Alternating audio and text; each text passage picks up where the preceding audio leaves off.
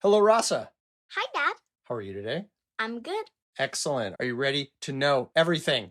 Yes, I am. Let's fill the bookshelves of your brain, one tome at a time.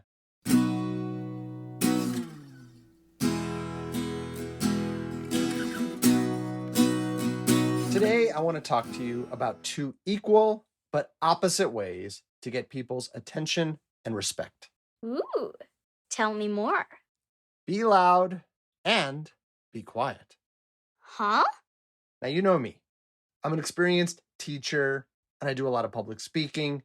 And when I help other people give good talks, I always say speak slowly, loudly, and proudly. But I've come to realize there are other situations when speaking softly, but still slowly and proudly, will work as well or even better. Like what? I once interviewed a successful Hollywood screenwriter. The way most movies are sold, you have to go in front of a couple of producers and tell them your story out loud in 5 to 10 minutes. It's nerve-wracking, he said. Lots of writers fake like they're really happy to be there. They lean forward, they talk fast, and they're really loud. I'm successful because I do the opposite, he said. I lean back. I speak slowly, savoring every word. And I speak softly. That way, all the big shots scoot closer. They lean in to pay attention to me. All of a sudden, it's like they're in kindergarten again, having a story read out loud around the carpet. It's so much more special. Oh, I love that. It's like a ghost story. Another example is meetings. Some people are naturally shy and quiet. Some are aggressive and loud. Advice I've gotten is, if you are usually loud, try to hold back until closer to the end. Once you start talking, you know everyone will hear you loud and clear, but if you talk too early, you might cut off others and never have a chance to learn from their ideas. At the same time, if you're usually quiet, try to say something early in the meeting. That way you'll break the ice and make sure you get your voice heard. In other words, at least in that case, things work best when loud people try quiet and quiet people try loud. Everyone has a chance to communicate. Clever. In our family, for example, I'm much louder than Mom. That is very true. But what has Mom spent close to 2 decades doing? Being a leader. Yeah, she's quiet, but she leads organizations. And I think one reason she's a good leader is because she's quiet. People know she's thoughtful. She listens to them and their ideas. She takes them seriously. And when she does speak, everyone leans forward to listen. Great example, but I'm confused.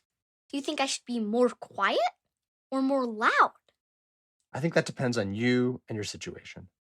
Play with it. If you're teaching or giving a talk, try loud. If you're telling a story to a small group, try quiet. If you're feeling so shy you might vanish, go louder to get bigger. If you're feeling so big you might roar everyone else away, get quieter to give others room to grow. Or mix them together. Loud to grab attention, quiet to make them lean forward. Then loud again at a moment of surprise. And quiet again to bring it to a graceful close.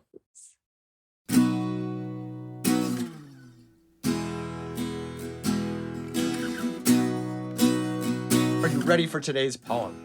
Yes, I am. It's called Hive by Kevin Young. The honeybee's exile is almost complete. You can carry them from hive to hive, the child thought. And that is what he tried, walking with them, thronging between his pressed palms. Let him be right. Let the gods look away as always. Let this boy who carries the entire, actual, whirring world in his calm, unwashed hands, barely walking, bear us all there, buzzing, unstung. Whoa, Terrifying, but beautiful. May I read it? Please do. Hive by Kevin Young. The honeybee's exile is almost complete. You can carry them from hive to hive, the child thought, and that is what he tried, walking with them thronging beneath his pressed palms. Let him be right. Let the gods look away as always.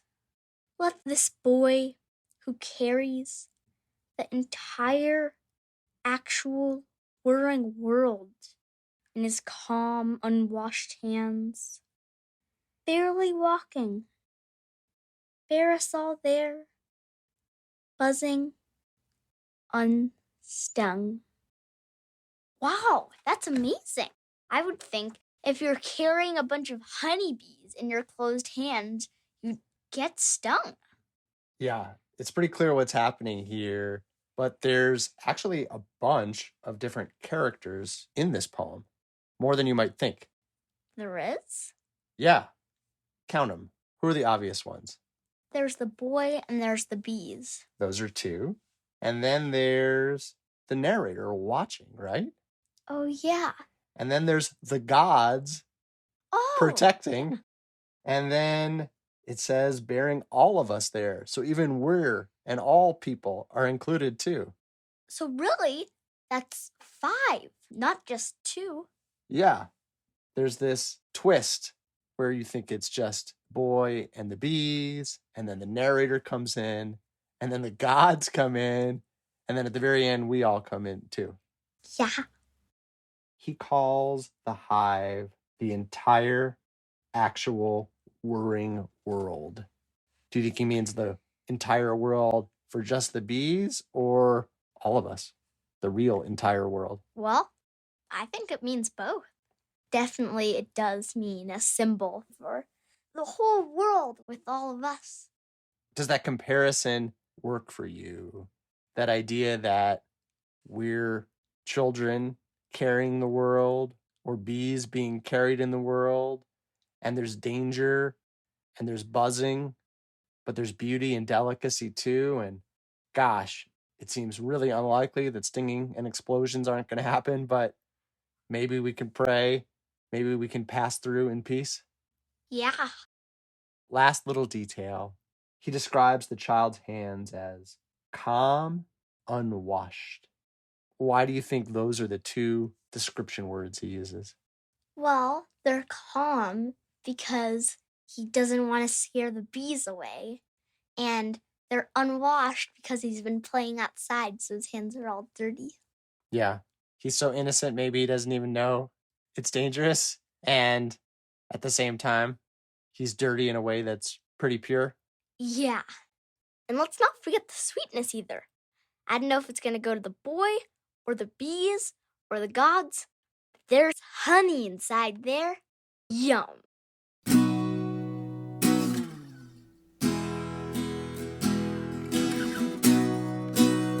Last segment of the show. Do you have a vexing question for me? Yes, I do. In a book I've read, there's one-way windows where you can see out the window, but nobody can see inside the window. Is that a real thing? If so, how does it work? Great question. It is real. I'll tell you more after I do a little research. All right? Sounds good.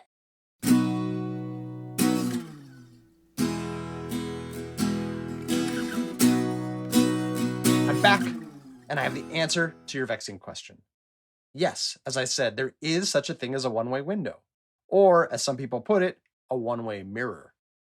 The way it works is one side of the window glass is covered with a super thin layer called a half-silvered coating. Because the coating is so thin, it only reflects about half the light in a room. But install it in a brightly lit room, and that's plenty to catch your reflection. Meanwhile, make the connecting room that shares that window really dark. Then it won't reflect what's in that room at all. Instead, it will just show what's on the bright room on the other side.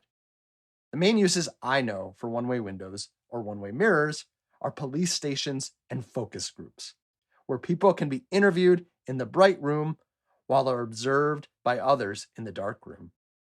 My grandmother, your great-grandmother Sylvia, was a food inventor, and she had a one-way mirror in the taste testing room at her office so they could see what foods people liked and disliked that they had invented. Smart. You can see something of the same effect with a normal outside-facing window in a brightly lit room, too. Wait until it's totally dark out and then turn on the inside lights as bright as possible. In the window, you'll mainly see your reflection, but go outside and look through the same window and you'll see right into your living room or wherever. Oh no, I'm being spied on. Now everyone will know my favorite ice cream flavors. Well, consider yourself a neighborhood taste test. Your great-grandmother would be so proud. You Must Know Everything is produced by me, Jeremy Smith, and her, Rasa Smith, with awesome music by Furniture. Learn more and submit your own vexing questions at our website, youmustknoweverything.com. Subscribe via Apple Podcasts, Android, Spotify, or however you like to listen, and hear dozens of previous episodes for free. Please rate, review, and share the show with friends. And please join us next time for everything you need to know.